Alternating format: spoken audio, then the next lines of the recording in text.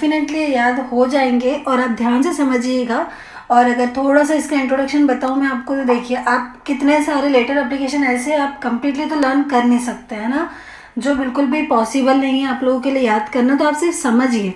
जैसे कि first question लिखा हुआ है, write an application to your principal for sick leave. मतलब कि सिक लीव समझते हो ना, बीमारी के लिए, है ना, बुखार के लिए आवेदन पत्र आपको लिखना है, जो हम बचपन से लिखते आ रहे। और हम बीमार नहीं होते तब भी हम स्कूल में लिखते ही थे, है ना। जब हमें छुट्टी लगती थी तो मैम नहीं बोलती थी एप्लीकेशन लिख कर लाओ, तो यही वाली लिखते थे हम। तो देखिए 2 लिखा, 2 के बाद कॉमा लगाया। अब द देखो कहाँ से स्टार्ट किया है ना, इस बात का ध्यान रखिए। द प्रिंसिपल श्री समाधान पब्लिक हाई स्कूल, आप आपके स्कूल का नाम लिख सकते हो या फिर आप गवर्नमेंट हायर सेकेंडरी स्कूल भी लिख सकते हो, इंदौर MP, कॉमा। उसके बाद सब्जेक्ट लिखेंगे। सब्जेक्ट में क्या लिखेंगे हम, जो भी सब्जेक्ट की बात चल रही हो, जैसे कि N application for sick leave, आप इतना भी लिख सकते हो। अदरवाइज अगर क्वेश्चन ऐसा है कि यू आर राजेश गुप्ता, आप कोई राजेश गुप्ता और write an application to your principal, नहीं सॉरी, अगर क्वेश्चन ऐसा है you are Rajesh Gupta, your school name is this, government higher secondary school, write an application to your principal for sick leave, तो इसमें आप कुछ टाइम के लिए भूल जाओगे कि आपका नाम क्या है, क्योंकि क्वेश्चन में क्लियरली मेंशन किया है कि आपको एक राजेश गुप्ता है और आपको एक एप्लीकेशन लिखनी है इसके लिए, सिक लीव के लिए, ठीक है। तो सब्जेक्ट लिखा है, सब्जेक्ट में वही लिखेंगे, an application for sick leave. Respected sir, I beg to say that I am a student of class, जो भी आप क्लास से बिलोंग करते हो वो क्लास लिखा, in your school. I have been suffering from fever since last night, कल रात से मुझे अचानक तेज बुखार आ रहा है, ये आ गया है। So I can not attend my class, इस वजह से मैं क्लास को अटेंड नहीं कर सकता या कर सकती। Kindly grant me leave for 2 days, आपसे मेरा विनम्र निवेदन है कि आप मुझे कृपया करके 2 दिन का अवकाश देने का कष्ट करें। फिर आप सेंटर में लिखोगे थैंकिंग यू, फिर आप इस साइड में लिखोगे योर्स ऑबिडियंटली, आपका नेम, डेट और क्लास। होपफुली आपको समझ में आ गई होगी। इसी तरीके से आपका फॉर्मेट बनेगा। नेक्स्ट बात करते हैं हम लेटर की। तो write a letter to your friend congratulating him on his grand success, आपके एक फ्रेंड को लेटर लिखना है आपको, और क्या बोलना है, उसको कॉन्ग्रेचुलेट करना है, उसको बधाई देनी है सक्सेस के लिए उसकी। तो आप लिखोगे माय डियर अशोक, आपका किसी भी फ्रेंड का आप नाम लिख सकते हो, यहाँ पर कॉमा लगाया। आई एम क्वाइट वेल, अब आप इसको ये तो नहीं बोलोगे ना कि I beg to say that I am, अब दोस्त को लेटर लिख रहे तो ऑब्वियसली यही बोलेंगे कि मैं यहाँ पर अच्छा हूँ, आशा करता हूँ कि तुम भी वहाँ अच्छे होंगे। दोस्त को ये थोड़ी बोलोगे विनम्र निवेदन है कि, नहीं बोलेंगे ना। तो इसके लिए यहाँ पर टू द उदा कुछ नहीं आएगा, यहाँ पर आएगा my dear friend Ashok, I am quite well here and hope same for all of you. यहाँ तक हुए तो डायलॉग याद ही कर लो, कोई सा भी लेटर आ जाए आपको डायलॉग लिखना ही है। कौन सा dialogue, I am quite well here and hope same for all of you. फिर उसके बाद I am glad to know that you have passed high school examination in first division, मुझे जानकर बहुत ही ज़्यादा खुशी मिली कि तुमने हाई स्कूल एग्जामिनेशन में फर्स्ट डिवीज़न पाया है, फर्स्ट डिवीज़न तुम पास हुए, इतना लिखा। I am congratulating you on his grand success, आपकी इस सक्सेस को मैं आपको बहुत ज़्यादा बधाई देता हूँ या देती हूँ। I am proud of you, मुझे तुम पर गर्व है। I am sending a new small watch, मैं तुम्हें एक स्मॉल वॉच गिफ्ट कर रहा हूँ। So please accept you a present convey to my respect your parents and love to, जो भी हो वो लिख देना आप, उनके छोटे भाई बहन का नाम जो भी हो। फिर यहाँ पर लिखोगे आप योर सिंसियरली और आपका नाम। तो होपफुली आपको समझ में होगा, ये लेटर 101% एग्ज़ाम में आता ही है कि आपके फ्रेंड को कॉन्ग्रेचुलेट करो, बस इसका पैटर्न चेंज हो जाएगा। 12th क्लास में ऐसा आ जाता है कि यू आर दिस, आपको ये हो और आप यहाँ रहते हो, एड्रेस दे दिया और बोला आपका कोई फ्रेंड है, ये फ्रेंड का नाम दे दिया और बोला कि चलो अब इसको लेटर लिखो, इसको बधाई देना है आपको। तो लेटर बिल्कुल यही आएगा, सिर्फ इसमें आपके फ्रेंड का नाम चेंज हो जाएगा और आपका चेंज हो जाएगा।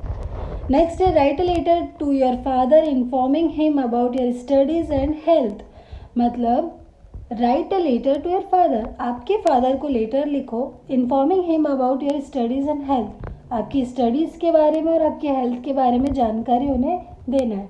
तो हम क्या लिखेंगे, फादर कॉमा आयरिस। अगर आप इसमें चाहो तो लेटर में आप ये वाला डायलॉग लिख सकते हो जो मैंने आपको स्टार्टिंग में बताया था, आई am quite well here and hope same for all of you.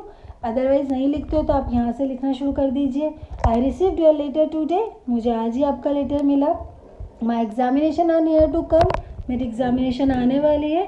I am working hard to get good marks. मैं बहुत ज़्यादा वर्किंग हार्ड कर रहा हूँ, गुड मार्क्स के लिए कर रही हूँ। अब इतना लिख दिया, एग्जामिनेशन का बता दिया। अब क्वेश्चन में ये भी बोला था कि आपकी हेल्थ के बारे में भी बताओ, तो I am in good health, I need ₹200 to buy some books and pay fees. मेरी हेल्थ भी अच्छी है और मुझे कुछ पैसे चाहिए जिसकी मुझे बुक खरीदनी है और फीस भी भरनी है। एक क्वेश्चन इसमें ये बन जाता कि आप अपने पापा को अपनी एजुकेशन के बारे में बताओ, अपनी पढ़ाई के बारे में बताओ और अपने पापा से पैसे भी मांगना है आपको, तो आप ये लिख सकते थे, अदरवाइज़ ये लिखना ज़रूरी नहीं है। Please send me money as soon as possible, जितनी जल्दी हो सके आप मुझे पैसे सेंड करवा दीजिए। Convey my respect to mummy and love to Rajesh @Neetu. जो भी उसकी छोटी बहन है वो लिखा, फिर यहाँ पर लिखा योर्स लविंग डॉटर, जो भी नाम था वो लिखा। नेक्स्ट है write a letter to a friend inviting him to attend your brother's marriage. मान लीजिए आपका कोई फ्रेंड है, उसे आपको इनवाइट करना है कि मेरे भाई की शादी है तो आप ज़रूर आइएगा। तो आप कैसे इनवाइट करोगे? My dear Ashok, I am quite well here and hope same for all of you. My elder brother marriage comes off on, ये डेट लिखी। So I invite attend the function, the marriage party will be going on 19 March 2020 in the evening. यहाँ पर जहाँ पर भी हो रही ना मैरिज पार्टी, वहाँ का एड्रेस लिख दीजिए। उसके बाद यहाँ पर आ जाएगा योर्स फ्रेंड, खत्म। तो बस आपको इतना सा लिखना है। जैसे हम व्हाट्सएप पे नहीं आजकल चलता है कि हम वो कार्ड फोटो भेज देते हैं, लेकिन यहाँ पर बोल रहा है कि लेटर लिखना है। तो लेटर में आप सिर्फ टू द पॉइंट बात करोगे, ये नहीं बोलना आपको कि तू कितने बजे आएगा, क्या है वो, क्या पहन के आएगा, ये सब बातें कुछ नहीं करनी। आपको सिर्फ ये बोलना है कि मैं यहाँ पर अच्छा हूँ, आशा करता हूँ तुम भी वहाँ अच्छे होंगे। My elder brother marriage comes on, इतनी डेट को हो रही है। So I invite attend the function, the marriage party. तो मैं चाहता हूँ कि तुम्हें इनवाइट कर रहा हूँ मैं। फिर I will going on 19 March 2020 in the evening, जो यहाँ पर हो रही है। और यहाँ पर जो मैंने एड्रेस लिखा है, आप यहाँ पर किसी भी मैरिज का एड्रेस लिख सकते हो। तो होपफुली आपको ये समझ में आ गया होगा, है ना। ये हमने 4 लेटर्स किए, 3 लेटर्स किए और 1 क्या किए, एप्लीकेशन किए। नेक्स्ट अब हम पढ़ते हैं क्या बेटा, ऐसे। A hobby is not a kind of service. Hobby कोई एक सर्विस नहीं है। Hobby means willing work, it is not sort of business. ये कोई एक बिजनेस नहीं है कि हाँ ठीक है ये करना है ना। But it is right use of laser, मतलब कि हम कह सकते हैं कि जब भी आप फ्री रहते हो तब आप ये इसे करो। It is something we do in our spare time, हमारा जो भी स्पेयर टाइम रहता है, फ्री टाइम रहता है, जब हमें ये करना चाहिए क्योंकि इससे हमें खुशी मिलती है बहुत ज़्यादा। क्योंकि it is an amusement. What is the meaning of amusement? Amusement means होता है मनोरंजन, क्योंकि क्या होता है इससे हमारा मनोरंजन होता है, ठीक है। It is really a good pass time, और एक ये अच्छा एक पास टाइम भी है जब हम बहुत ज़्यादा बोर हो जाते हैं, टेंस रहते हैं, जब हम कुछ ऐसा काम करते हैं ना जिससे हमें खुशी मिलती है ना। वो चाहे इनर खुशी हो मिले, चाहे आउटसाइड मिली हो, लेकिन वो जो हमें खुशी मिलती है तो उसी को हम क्या कहते हैं, हॉबी। काइंड्स ऑफ हॉबी की बात करें तो अब हॉबी के काइंड्स कौन कौन से होते हैं, तो जितने आपको याद हो ना आप उतने लिख देना। तो there are many kinds of hobby, some of them are cycling, painting, photography. कि आपने देखा होगा कोई बच्चे जो रहते हैं फोटोग्राफी में कितना ज़्यादा एक्टिव रहते हैं, उनको मतलब ड्राइंग करने बहुत ज़्यादा अच्छा लगता है। Singing, swimming, fishing, netting. Netting means क्या होता है, किसी चीज़ को बुनना, है ना। किसी को आर्ट एंड क्राफ्ट में बहुत ज़्यादा इंटरेस्ट रहता है, ETC, मतलब और भी कई ज़्यादा। बात करते हैं माय हॉबी की। तो मेरी हॉबी क्या है मैं वो आपको बताती हूँ। तो देखो, माय हॉबी इज़ गार्डनिंग। मेरी हॉबी क्या है, गार्डनिंग। सबकी हॉबी अलग अलग होती है, आप लोगों की हॉबी कुछ और होगी, तो आप वो लिख दीजिएगा, ठीक है। There is a small piece of land in front of my house. मेरे घर के सामने एक छोटा सा स्मॉल पीस ऑफ लैंड है। इन द इवनिंग, शाम को, I work in my garden. मैं मेरे गार्डन में क्या करती हूँ, वर्क करती हूँ, काम करती हूँ। I dig ground, I make the beats. मैं गड्ढा खोदती हूँ और डिग करती हूँ और उसमें क्या करती हूँ, बीट्स को बनाती हूँ। आई कलेक्टेड द सीड्स, मैं सीड्स को कलेक्ट करती हूँ, मतलब बीज। I sow them, I grow the gents and give the water to plant, और मैं प्लांट को क्या करती हूँ, वाटर देती हूँ। I clear them, take care of this plant, और मैं जितनी भी वो ख़राब हो जाती है ना, मतलब पत्तियाँ वगैरह नीचे आ जाती है या फिर जितनी भी डस्ट रहती है उससे मैं साफ़ करती हूँ, और मैं उन प्लांट्स की क्या करती हूँ, बहुत ज़्यादा केयर। तो माय हॉबी आप तभी लिख पाओगे जब आप अपनी खुद की हॉबी लिखोगे, है ना। जैसे कि फिर नेक्स्ट आ जाएगा एडवांटेज ऑफ माय हॉबी, कि इसके अब एडवांटेज क्या है। तो there are many advantage of my hobby. मेरी हॉबी के बहुत ज़्यादा एडवांटेज है। जैसे इट गिव्स मी प्लेजर, सबसे ज़्यादा तो ये मुझे क्या देती है, pleasure. It gives me a lot of exercise, so ये लॉट ऑफ एक्सरसाइज भी हो जाती है मेरी। I enjoy the beauty of plants and flowers, मुझे beauty of plants and flower को मैं क्या करती हूँ, एन्जॉय करती हूँ। My brother and sister work with me, मेरे जो भाई और बहन है वो मेरे साथ क्या करते हैं, काम करते हैं। So I learn the lesson of cooperation, जिससे मैंने ये भी सीखा है कि कोऑपरेशन कैसे किया जाता है, जैसे कि बाल्टी उठा कर देना मेरे साथ, पानी डलवाना मेरे साथ, झाड़ू लगवाना, गार्डन को साफ़ करना, इस टाइप से, ठीक है। तो इसमें मैंने क्या सीखा है कि कोऑपरेशन भी बहुत ज़्यादा ज़रूरी होता है हमारी लाइफ में। फिर gardening is a good exercise, yes हम जानते हैं कि गार्डनिंग एक बहुत ही अच्छी गुड एक्सरसाइज है। It has improve my health, जिससे मेरी हेल्थ भी क्या हो गई है, इम्प्रूव हो गई थी। तो होपफुली आपको एडवांटेज ऑफ माई हॉबी समझ में आया होगा। आप इसे पॉइंट में लर्न कीजिएगा, अगर आप पॉइंट में लर्न करते हो तो आप डेफिनेटली इसे भूलोगे नहीं। कंक्लूजन की बात करें तो कंक्लूजन में ओवरऑल हम वही लिखेंगे जो सब हो चुका है, जैसे कि the hobby keeps me in touch with nature, hobby मुझे नेचर से टच करके रखती है। It keeps me out of myth self, ये जितने भी मिथ सेल्फ है उससे मुझे दूर रखती है। इट कीप्स मी बिजी, ये मुझे बिजी रखती है। In short hobby is a very useful thing, अगर शॉर्ट में कहूँ तो हॉबी क्या है, बहुत ही यूजफुल थिंग है।